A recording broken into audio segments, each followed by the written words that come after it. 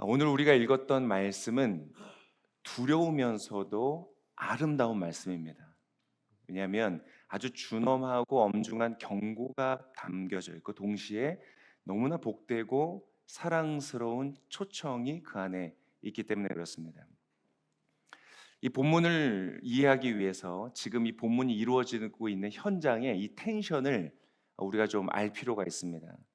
바로 이 자리는 예수님이 제자들과 마지막으로 만찬을 나누시는 유월절의 그 만찬의 자리입니다. 즉 이제 곧 본인의 죽음을 앞둔 예수님의 유언의 자리이죠.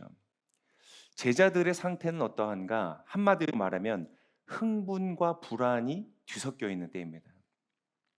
바로 얼마 전에 무슨 일이 있었는가? 예루살렘에 예수님께서 입성하시면서 나귀를 타고 입성하셨죠.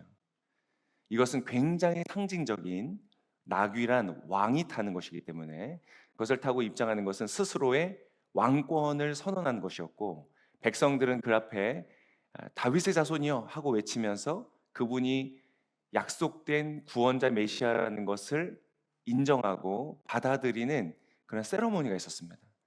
그러니까 이 제자들은 이제 곧 예수님이 왕위에 앉으시는구나, 기쁨과 설렘, 3년간 예수님을 위하여 투자했던 모든 것들을 내가 이제 그 열매를 거두겠구나, 이런 흥분 상태에 있었습니다. 그런데 오늘 이 지금 6월절의 마지막 식사의 대화가 이어질 때에 불안하기 시작합니다. 왜냐하면 이미 이 직전에 무슨 말씀들이 있었느냐? 너희 중에 하나가 날 팔 것이다, 이런 얘기를 하시는 거예요. 그리고 베드로가 나는 다 떠나도 안 떠납니다 했더니 너도 나를 오늘 3번 부인할 것이다. 그리고 굉장히 이 사람들이 불안해지기 시작합니다. 그리고 자꾸 예수님의 말씀을 보면 세족식을 하시고 이제 내가 떠날 것이다, 근데 너희를 고아처럼 두지 않고 성령을 보내주실 것인데 아무튼 요는 이제 내가 너희들과 함께 있지 않을 것이다, 이러한 뭔가 불안한 마음, 심상치 않고 불안한 미래를 계속해서 암시하시는 대화가 이어졌습니다. 그러니까 제자들은 예수님이 왕이 될 것에 대한 흥분과 기대, 동시에 뭔가 불안한 이 미래에 대한 불안함이 막 뒤섞여 있는 혼란의 상태에 앉아 있다, 이해하시면 됩니다.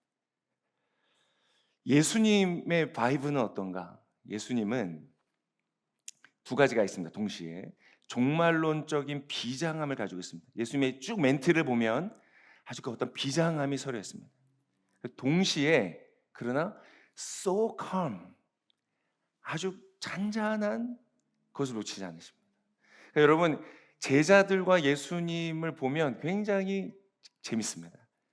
똑같은 두 가지의 공통된 것을 어떤 가지고 있지만, 그러나 제자들은 그것이 막 뒤섞여서 혼란을 경험하고 있고, 예수님은 그 안에서도 균형과 조화를 이루면서 굉장히 잔잔한, 그래서 십자가의 고통을 앞두고 있지만 제자들을 향한 사랑과 그분이 이루실 앞으로 일들에 대한 그 깊은 평온의 대화가 이루어지고 있다. 이런 두 가지의 상반된 것이 팽팽한 긴장감을 이루는 그 대화의 현장 속에서 예수님이 오늘 이 말씀을 하시는 겁니다. 그것을 잠깐 보시면서 1절과 2절의 말씀을 같이 다시 한번 읽겠습니다. 나는 참 포도나무요 내 아버지는 농부이시다. 내게 붙어 있으면서도 열매를 맺지 못하는 가지는, 열매를 맺는 가지는 더 많은 열매를 맺도록 깨끗하게. 자, 나는 참 포도나무다, 이 말씀의 시작은 심판에 대한 예고를 시작합니다. 마지막 때에 심판이 있을 것이다. 다 잘라서 버려질 것이다. 우리가 예수님에 대해서도 현대 기독교에 대해서 많은 사람들이 오해를 합니다. 예수님은 용서하시는 분이다, 용서의 종교다. 그러나 여러분, 그 이전에 예수님은 심판자로서 다시 오실 것입니다. 사실 심판이 없다면 용서도 필요 없지 않겠습니까? 심판이 있기 때문에 용서가 있는 것이죠. 그래서 마지막 때에 심판이 있을 것입니다. 그러나 이것은 우리가 잘 이해하셨으면 좋겠는 것은, 이것은 지금 우리를 위협하는 것이거나 협박하는 게 아닙니다. 너 똑바로 안 하면 너 진짜 막 이렇게 협박하시는 그러한 것이 아니라, 여러분, 사실을 설명하고 있습니다. 심판이 있을 것이다. 그러니까 의사가 예를 들어서 잘못된 습관을 살다가 중병을 얻어온 환자한테 당신 이렇게 계속 살면 죽습니다. 위험합니다. 라고 말하는 것은 위협이 아니죠. 그 사람을 위협하는 것이 아니라 그 사람에게 사실을 알려주는 것이고, 그리고 그 사실을 명시함으로써 그것 자체로 경고가 되는 것이죠. 이 경고하시는 일의 결말을 사실 우리는 엿보는 것만으로도 굉장히 두려운 장면을 보게 됩니다. 6절에 이렇게 기록되어 있었죠. 6절의 말씀 같이 읽겠습니다. 누구든지 내 안에 있지 않으면 말라버린다. 사람들이 그런 가지들은 뭐하다가 마지막 심판이 있는데 불 속에 던져진다. 여기에서만이 아니라 예수님께서 사실 많은 영역에서 많은 곳에서 말씀하셨죠. 마가복음 9장 43절에 대표적으로 이렇게 말씀하셨습니다. 마가복음 9장 43절 함께 읽겠습니다. 내 손이 너를 죄짓게 하거든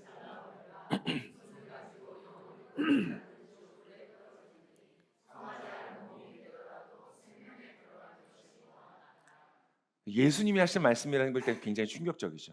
아주 분명하고 선명하게 심판에 대해서 말씀하십니다. 그리고 그곳은 영원히 꺼지지 않는 지옥불이 있는 곳이다. 지옥이 있다.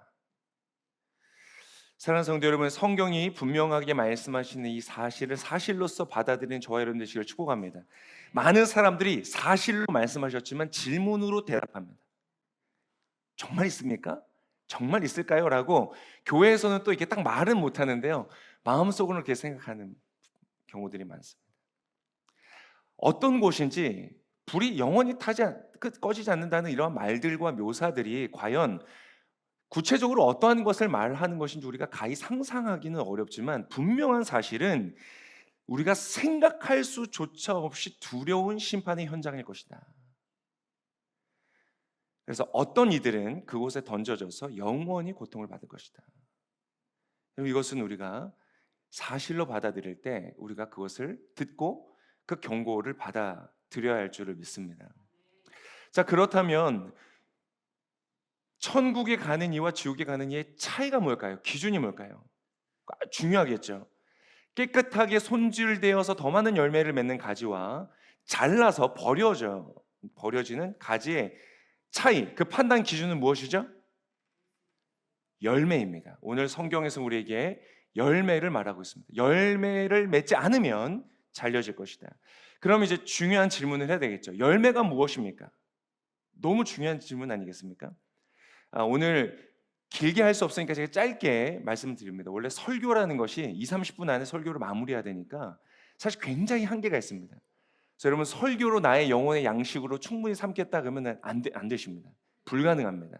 그래서 오늘 하지만 이제 짧게 말씀을 드릴 테니까 그것을 마음속에 품고 생각을 하시길 바랍니다. 첫 번째, 성경에서 말하는 몇 가지 열매들이 있는데 성령의 열매입니다. 갈라디아서 5장 22절과 23절에 이렇게 기록되어 있었죠. 자, 그러나 성령의 열매는 사랑과, 내 안에 사랑이 있는가? 내 삶을 돌아볼 때에 사랑이 전달되어지고 있는가, 맺혀지고 있는가, 이것이 열매이죠. 그리고 기쁨이 있는가? 화평,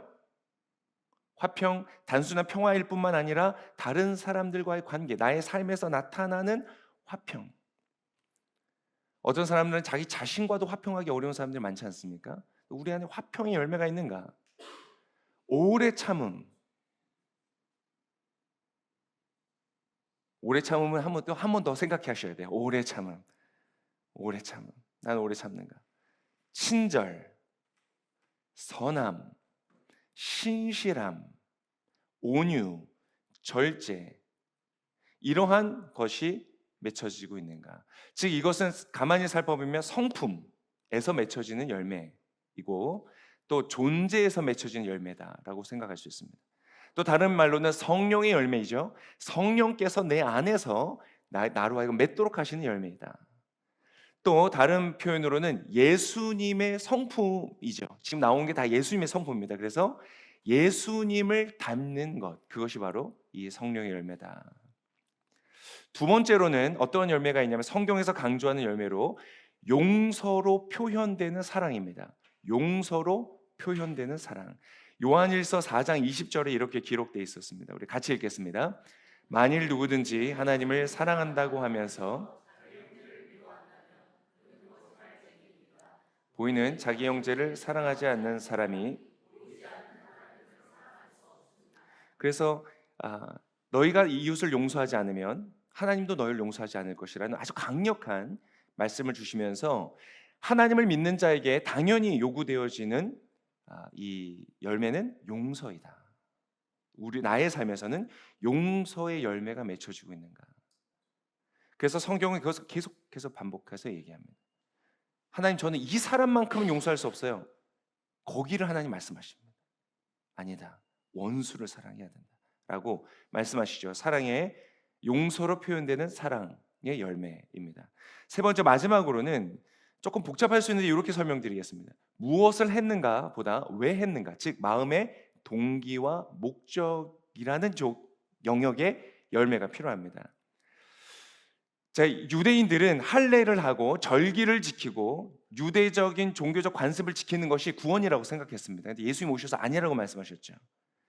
우리로 말하면 이런 것입니다. 똑같습니다. 교회를 다니고 봉사를 하고 종교적인 활동을 하는 것이 아니다는 것입니다.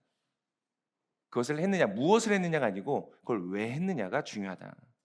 마태복음 7장에 또 열매에 관한 말씀이 나오죠. 19절에 이렇게 되어 있습니다. 좋은 열매를 맺지 않는 나무는 모두 찢겨 불에 던져진다. 똑같은 말씀을 하시는 것이죠. 그러니까 오늘 이 마지막 만찬에서 하시기 이전에도 이 말씀을 하신 겁니다.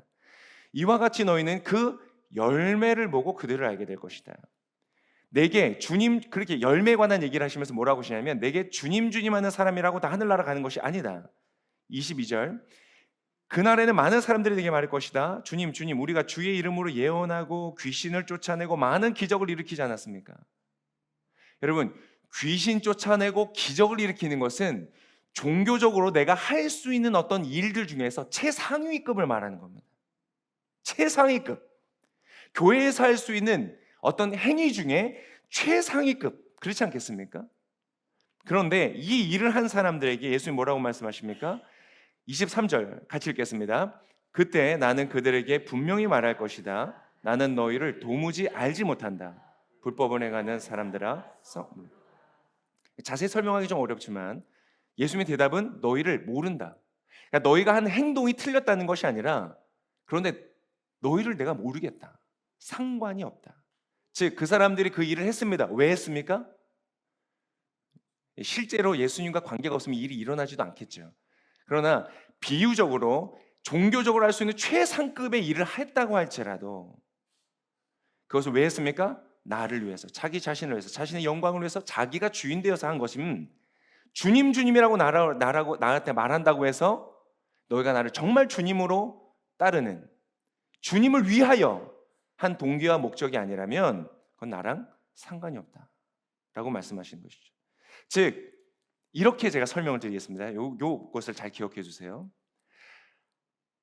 하나님을 경외하고 사랑하기 때문에 그분의 뜻에 순종하고자 하는 마음의 동기가 막 일어나는 것. 내가 이것으로 사람들한테 칭찬을 받아야지, 내가 사람들한테 잘 보여야지, 내가 이것을 통해서 뭔가 영향력을 끼쳐야지 라는 다른 이유가 아니라 하나님을 사랑해서, 하나님을 경외하기 때문에, 하나님을 기쁘시게 하고 싶어서 뭔가를 하려는 그 마음의 동기 그 자체, 그 갈망 자체가 하나님이 말씀하시는 열매라는 것입니다. 세 가지를 간단하게 말씀드렸습니다. 더 많이 설명할 수 있지만 성령의 열매, 즉 성품과 예수님을 닮아가는 열매. 두 번째, 용서로 표현되는 사랑. 세 번째, 하나님을 사랑하기 때문에 하나님께 순종하고자 하는 동기와 갈망. 이것이 내 안에 있다면 열매를 맺고 있는 것입니다. 나에게는 주님이 찾으시는 열매가 있는가? 이것은 매우 진지하게 생각하셔야 됩니다. 내가 이 안에 있기 때문에 나는 괜찮을 거야 라고 생각하면 안 됩니다. 그분 앞에 섰을 때 나는 어떠한 사람일 것인가를 여러분 시뮬레이션 하셔야 됩니다. 시뮬레이션 하셔야 됩니다. 저도 어떤 이렇게 좀 긴장되는 그런 때 처음 여기서 설교를 한다든지 어서 간증을 한다든지 뭔가 되게 긴장되는 자리에 있으면은 시뮬레이션을 합니다. 계속 올라가면 어떻게 걸어 올라가고 어떻게 하고 그 모든 과정들을 생각하면서 나를 준비시키는 것이죠. 그것을 충분히 하면 우리의 뇌가 그렇다지 않습니까? 뇌과학이 발달하면서 뇌가 상상하는 것을 뇌는 현실과 구분할 수 없다고 하죠. 그래서 아주 실감 있게 그것을 훈련할 수 있다고 합니다. 그래서 많은 파일럿이나 예술가들이 상상으로 연습하고 훈련하는 것들을 하죠, 실제로. 여러분, 그렇다면 그러한 외적인 퍼포먼스를 위해서도 한다면 우리는 영원의 문제가 달려있는 이 일에서 여러분 우리가 해야 됩니다. 시뮬레이션 해보십시오. 마지막 때 내가 주님 앞에 서서, 마지막 때가 아니지 지금 내가 주님 앞에 섰을 때 하나님이 나를 바라보시면서 그분이 말씀하신 열매, 지금 말씀드렸던 이것이 내 안에 있는가를 점검해 보셔야 됩니다. 자, 너무 중요하기 때문에 오늘 본문에서 알려주시는 점검할 수 있는 기준 하나만 더 말씀을 드리겠습니다. 6절의 말씀이었는데요. 6절 다시 한번 같이 읽겠습니다. 누구든지 내 안에 있지 않으면 그 사람은 쓸모없는 가지처럼 버려져 말라버린다.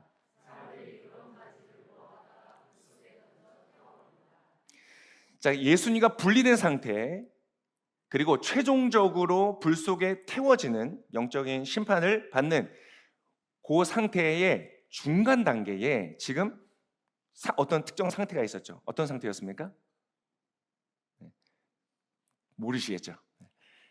잘라져 있고 태워져 버려지기 전에 말라버린다라는 표현이 있습니다. 그래서 우리가 우리 스스로 점검할 때 좋은 기준이 될 수 있습니다. 내 영혼은 말라 있는가를 점검하는 것입니다. 내 영혼은 은혜로, 하나님의 은혜와 사랑으로 촉촉하고 풍성하고 풍족한가?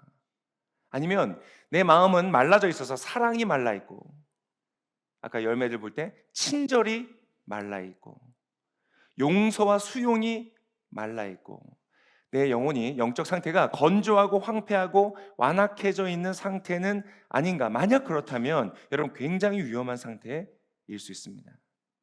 주님과 분리되어져 있는 상태, 열매가 없는 상태일 수 있습니다. 그래서 그것을 만약 그렇다면 바로 오늘 주님께로 돌아와서 주님 앞에 부르짖고 매달리며 주님께로 돌아오게 되시기를 축복합니다. 그렇게 하셔야 됩니다. 그래서 간절히 바라고 기도하는 것은 정말 이 오클랜드 온누리교회, 정말 적어도 이 오클랜드 온누리교회의 땅을 밟는 모든 분들은 정말로 마지막 때에 열매를 맺는, 하나님의 칭찬을 받는 모든 성도들 되시기를 간절히 소망합니다. 이 말은 오해하지 마십시오. 항상 은혜로 충만해야 된다는 말 아닙니다. 힘들 때 어려울 때가 왜 없겠습니까? 내 영혼이 너무 메말랐구나라고 느낄 때가 왜 없겠습니까? 열매 맺는 삶이란 완전한 삶을 말하는 것이 아닙니다. 그럴 수 없습니다. 지금 이 말씀을 듣고 있는 제자들도 여러분 어떤 상태입니까? 이제 조금 있으면 예수님 따르는 것을 감당할 수 없어서 다 도망갈 사람들입니다. 그런데 그 제자들한테 예수님 지금 뭐라고 말씀하신 줄 아세요? 3절에 이렇게 말씀하셨죠. 이 복음입니다. 3절 같이 읽어보시겠어요? 너희는 내가 너희에게 말한 그 말로 인해 너희는 이미 깨끗한 자들이다. 지금 예수님께서 이 말씀을 많은 분들에게 하실 겁니다. 넌 이미 깨끗해져 있다. 너무 두려워하지 마십시오. 완전한 삶이 아니라 만약 지금 이 말씀을 들으시면서 듣고 마음에 찔림이 있다면 여러분 이미 깨끗해져 있는 분이라고 볼 수 있습니다.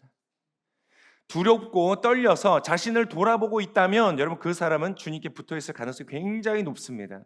위험한 상태에 있는 사람들은요 찔림 자체가 없습니다. 있어도 너무 희미해서 그것을 통해 회개로 이르지 못합니다. 잠깐 걱정했다가 돌아서면 잊어버립니다. 그런 상태에 있는 사람들은 오히려 이렇게 말하기 싫습니다. I don't care. 무슨 상관이야? 아니야, 내 마음대로 살래. 대충 그냥 이렇게 하면 이 정도만 하면 됐지 라고 말할 가능성이 높습니다. 그런 상태라면 굉장히 위험한 상태입니다. 그래서 마음을 점검하고 구원의 감격을 놓치지 않기를 소망합니다. 예수님 오늘 이 말씀에 이어서 너무나 아름답고 따뜻하면서 사랑스러운 초청을 저와 여러분에게 지금 하십니다. 4절의 말씀이었죠. 4절 같이 읽겠습니다. 내 안에 머물러 있으라. 그러면 나도 너희 안에 머물러 있을 것이다.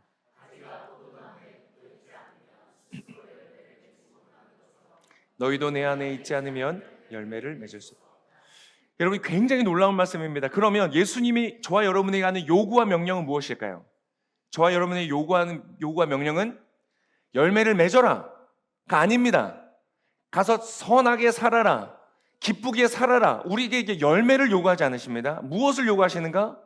예수님 안에 머물라고 요구하십니다. 이것을 잘 이해하시고 오해하시면 안 됩니다. 아, 그래서 내가 열매를 내가 맺으러 나가서 열심히 해야 되겠구나가 아니라 너희는 내 안에 머물러 있어라. 그러면 너희 삶에 열매가 맺어질 것이다. 열매를 맺는 생명력은 가지에서 나오는 것이 아니라 뿌리를 기반으로 한 그 나무로부터 나오는 것이기 때문에. 근데 예수님 처음에 선언하셨잖아요. 누가 나무라고요? 내가 참 포도나무이다.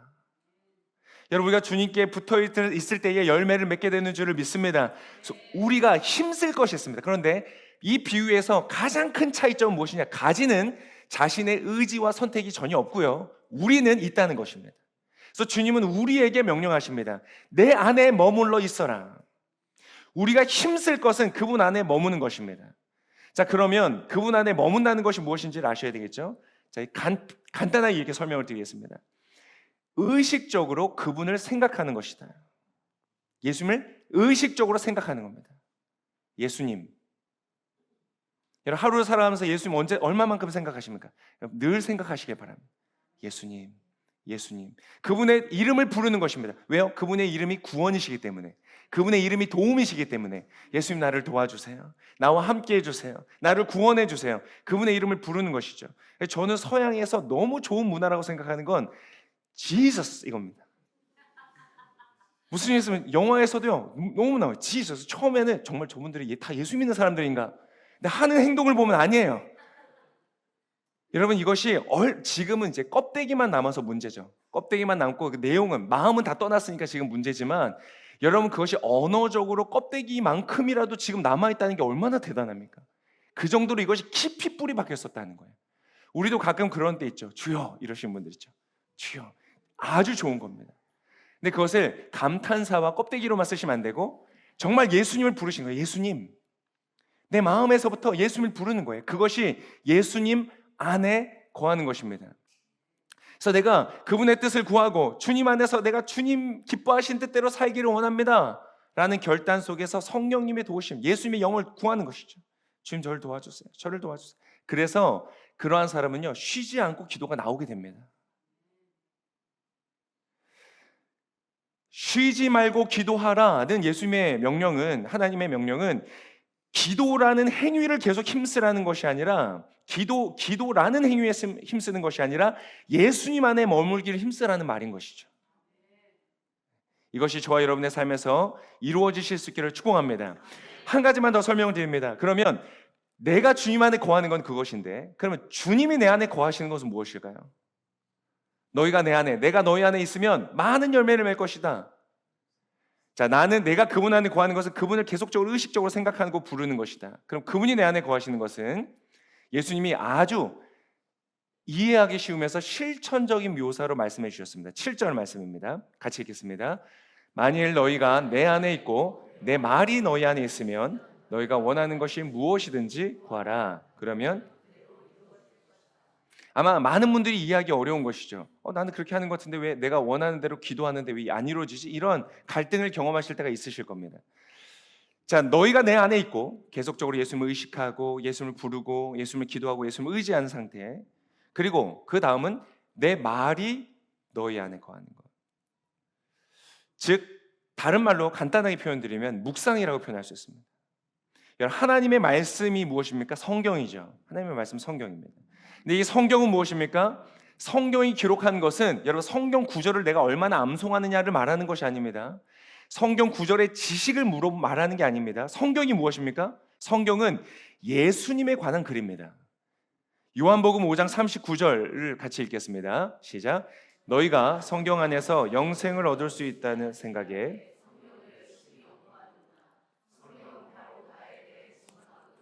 성경의 가장 중심의 목적은 예수님을 가르치는 것입니다. 즉 성경을 통해서 내가 성경을 계속 묵상하고 그분의 말씀이 내 안에 거한다는 것은 예수님이 누구신지, 예수님이 어떠한 것을 위하여 오셨는지, 예수님이 무엇을 하시는지, 예수님이 무엇을 기뻐하시는지 온통 그분에 관한 것을 내 안에 둔다는 말입니다. 그러니까 내가 너희 안에 거하는 것이라는 것이죠. 이렇게 되면 어떻게 됩니까? 그렇게 하면 결국 그 말씀이 나의 사고 방식을 바꿉니다. 내 생각의 길을 바꾸는 것이죠. 생각하는 패러다임을 바꾸는 것이고, 그러면 그것은 내가 삶의 어떠한 결정을 할 때 결정하는 방식에 영향을 끼쳐서 그것을 바꾸고, 내가 결정이 바뀌니까 어떻게 됩니까? 나의 말과 나의 행동이 지속적으로 바뀌어서 나의 습관이 바뀌고, 습관이 바뀌기 때문에 내 인생이 바뀌고, 인생이 바뀌기 때문에 내 존재가 바뀌는 열매에 이르게 된다는 것입니다. 그래서 이것을 실천적으로 하면 하나님의 말씀이 내 안에서 계속적으로 묵상되어지는 상태, 깊이 다시 생각되어지는 상태. 아, 예수님이 이렇게 말씀하셨지. 아, 이러한 나에게 이런 말씀을 주셨지. 아, 이러한 것이 하나님 기뻐하시는 것이지. 라는 것이 내 안에 계속적으로 움직여지는 상태를 말하는 것입니다.